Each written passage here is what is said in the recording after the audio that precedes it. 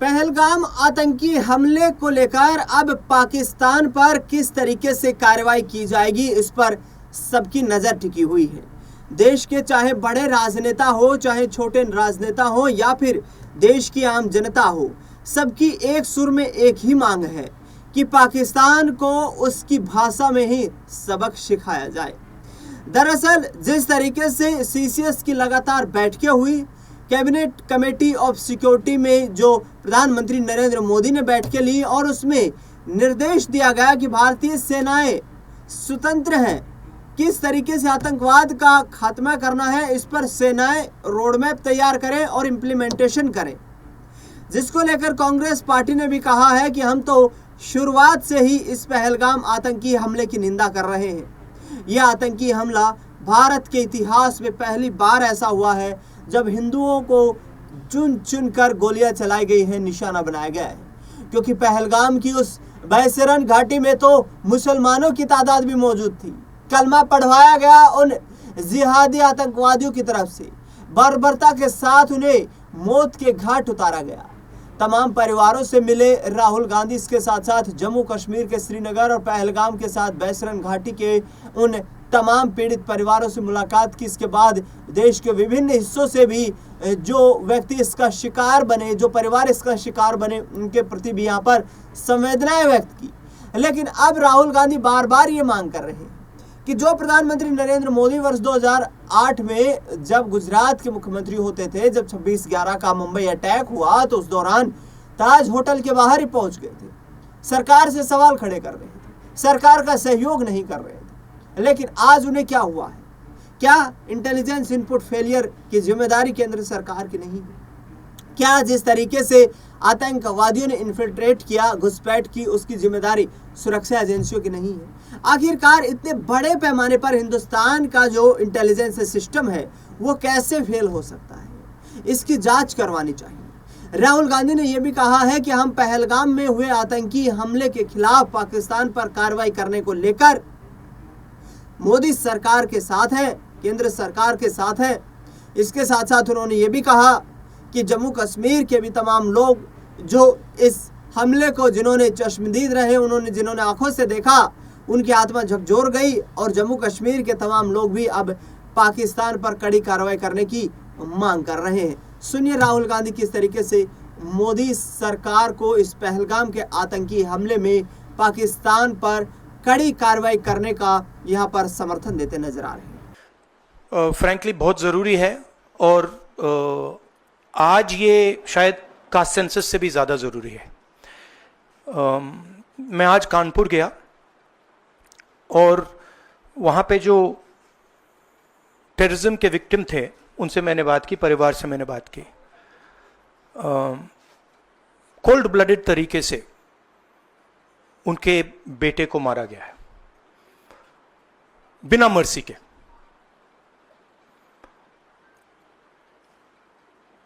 और 28 लोगों को ऐसे मारा गया है, बहुत सारे लोग घायल हुए हैं।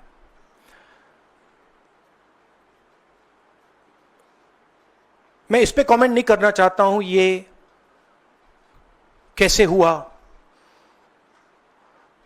मैं सिर्फ ये कहना चाहता हूं कि जिन लोगों ने ये किया है, जो भी हैं, कहां भी हैं, they have to pay for this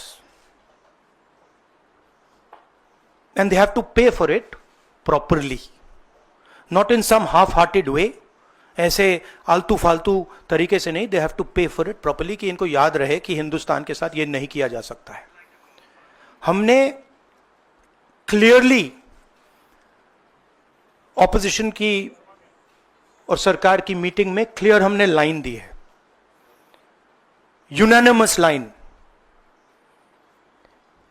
कि जो हुआ है एक्सेप्टेबल नहीं है। और पूरा का पूरा ऑपोजिशन 100% सपोर्ट सरकार को देगा और दे रहा है। नरेंद्र मोदी को एक्शन लेना है। एकदम एक्शन लेना है और पूरा का पूरा विपक्ष उनके साथ खड़ा है। जिन लोगों ने यह किया है, दे हैव टू पे द प्राइस फॉर दिस। जो परिवार है, उन्होंने आप लोगों को मेरे थ्रू एक मैसेज दिया है। एक्चुअली प्रधानमंत्री जी को उन्होंने मुझे कहा कि आप प्रधानमंत्री जी को ये बताइए, तो मैं 28 जो हमारे शहीद हैं उनके साइड से प्रधानमंत्री को आपके माध्यम से मैसेज दे रहा हूं। प्रधानमंत्री जी, उन्होंने कहा है कि हमारे जो बच्चे हैं वो शहीद हुए हैं, हम चाहते हैं कि आप उनको शहीद का दर्जा दीजिए, रिस्पेक्ट दीजिए। ये मैं कहना चाहता था। आप सबका बहुत बहुत धन्यवाद। ये राहुल गांधी जो कि कांग्रेस पार्टी के लीडर हैं, लगातार मांग कर रहे हैं कि पहलगाम के आतंकी हमले का उसी की भाषा में जवाब दिया जाना चाहिए। आपको बता दें कि पाकिस्तान में इस वक्त बौखलाहट देखने को मिल रही है। पाकिस्तान सरकार में कैबिनेट मंत्री बिलावल भुट्टो जो कि पाकिस्तान पीपल्स पार्टी के चेयरमैन हैं, इसके साथ साथ आपको बता दें कि मरियम नवाज जो कि नवाज शरीफ की बेटी है, और इसके साथ साथ इमरान खान जो पीटीआई के चेयरमैन हैं, ये तमाम राजनेता जो बौखलाहट भरे बयान दे रहे हैं, इससे पाकिस्तान में राजनीतिक अस्थिरता पैदा हो रही है। पाकिस्तान में किसी भी वक्त शहबाज सरकार गिर सकती है। शहबाज शरीफ बौखलाए हुए हैं। आसिम मुनीर और इसके साथ साथ पाकिस्तान के बड़े बड़े और राजनेता, उन तमाम लोगों के परिवार देश को छोड़ चुके हैं, विदेशों में भाग चुके हैं। बता दें आपको कि बिलावल भुट्टो की बहन आसिफा भुट्टो और बख्तावर भुट्टो दोनों पाकिस्तान छोड़कर लंदन पहुंच चुकी है। इसके साथ साथ आपको बता दें कि बिलावल भुट्टो भी पिछले कुछ वक्त में नवाज शरीफ और शहबाज शरीफ के संपर्क में नहीं है। इमरान खान के कार्यकर्ता और उनकी पार्टी के नेता जो हैं, वो लगातार सरकार के खिलाफ इस्लामाबाद में प्रदर्शन कर रहे हैं और ऐसे में शहबाज शरीफ सरकार को गिराने की मांग कर रहे हैं। देखना दिलचस्प होगा कि शहबाज शरीफ यदि भारत पाकिस्तान पर एक्शन लेता है तो किस तरीके से अपनी कुर्सी बचाने में कामयाब होंगी, क्योंकि इमरान खान ये कह रहे हैं कि जिस वक्त हमारी सरकार थी 2019 में, उस दौरान जब surgical strike, air strike Bharat ने जो की थी, उस एयर स्ट्राइक को नेस्तनाबूद करने के लिए हमने अपने F-16 फाइटर विमान से जो हिंदुस्तान का फाइटर प्लेन था उसको अपनी सीमा में गिरा दिया था, अभिनंदन को हिरासत में ले लिया था। वैसा ही करारा जवाब मिलना चाहिए, लेकिन शहबाज शरीफ सरकार इसमें कहीं ना कहीं काबिल दिखाई नहीं देती है। पाकिस्तान इस वक्त काफ़ी असमंजस की स्थिति में है। वहाँ के राजनीतिक जो गतिविधियाँ वो काफ़ी अस्थिर हो चुकी हैं और चंद घंटों में ही जो खबरें सामने आ रही हैं उनके मुताबिक पाकिस्तान में शहबाज शरीफ सरकार गिर सकती है। फिलहाल इस खास कार्यक्रम में इतना ही। देश दुनिया से जुड़ी तमाम बड़ी खबरों के लिए देखते रहिए नेक्स्ट 9 पॉलिटिकल बाइट।